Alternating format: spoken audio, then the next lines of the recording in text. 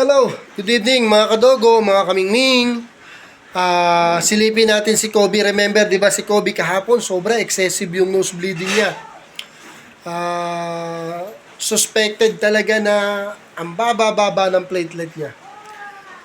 So, ang ginagawa ko kasi dyan, pag ganyan ng sistema, alika, silipin muna natin. Ayan. Ayan na po si Kobe, kakakain lang ha. Remember, kahapon lang to, halos kalahating baso ng tubig, kalahating baso ng dugo ang nawala sa kanya. Pero kasi, mga kadogo, no, sa tagal ko ng breeder, ilang beses ko na na-experience yung nosebleeding. Si Cotton, si Pickles, nasa vlog ko yan, di po ba, no? Yelo ko pa nga yan, eh. Pero, naggagalingan po sila. Kaya itong vlog na to po, i-share ko sa inyo kung ano yung ginagawa ko sa nosebleeding. Okay? Pero again po mas maganda po sa doktor, veterinary, kasi vet po sila. Ang akin po, ito sanay na kasi ako. Dahil yun at yun ang ginagawa ko, ilang beses na aso ko na nagkaganyan. Si Cotton, si Pickles, pero wala pong namatay sa kanila. Ito po yung katunayan, ang lakas po niya kumain. Ubus yan. Kahapon, nagtatain na po yan. Pero, sasabihin ko po sa inyo kung ano po yung ginamot ko. Hindi ko po kayo pinipilit na sundin ako ha. Kasi ulitin ko po, iba pa rin po ang dumadaan sa vet. Sila po expert. Kaya lang ito pong vlog na to, ang concern ko is makatulong din kung ano man yung actual experience ko. For how many times. So, kahapon lang yan. Grabe ang dugo dito, punong-puno. Ang ginagawa ko lang po, pag nag-nosebleed po ang aso ko, binavitamins ko po siya, branded man, or generic, basta po multivitamins plus iron. Tandaan nyo po isa sa maga, isa sa hapon.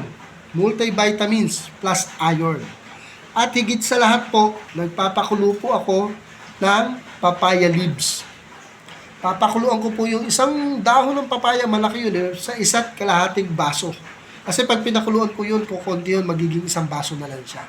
Kailangan kulong-kulo Kaya yung matitirang papaya syrup, fresh syrup, magiging isang baso siya.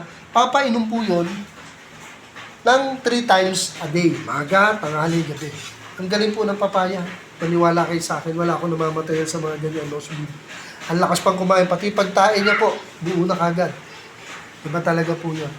Sineshare ko lang po to. Yun po, 3 times a day ang pagpapainom ng papaya syrup.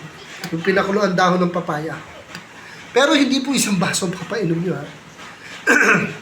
Kalahating tasa lang po. Sa maga. Tasa, maliit lang po yun, yung pangkape. Kalahating tasa sa maga. Kalahating tasa sa tanghali. Kalahating tasa sa gabi. Ang tasa kasi maliit lang. Ano? Diba, Kobe? Senior ko lang po. Para sa mga kaibigan natin. Uulit ko po ulit Iba pa rin po sa vet. Ako po kasi, eto po ako. Alam ko po ang gagawin ko. Sanay po ako na-experience ko na po. How many times nasa vlog ko yan? Wala pong daya, wala pong inventong kwento. Mga nag-nosebleed na yung mga dating walaga, pero wala pong namatay. Dahil po sa nosebleeding. Basic lang po sa akin yung papaya syrup plus multivitamins with iron. Okay po mga kadogo? So okay, dito na lang po muna. Ako po yung matutulog na. At pinakain ko lang yung mga alaga ko. Diba, Kobe? Lakas kumain niya, tapos ang ganda na lang po. Pero tuloy-tuloy pa po yan. Itutuloy ko po siya ng 3 days.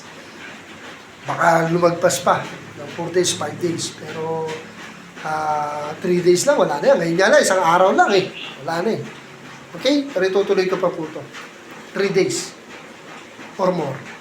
Yung papaya syrup and multivitamins. Okay, dito na lang po muna. Tayo po yung magpapahinga na at may pasok pa tayo bukas.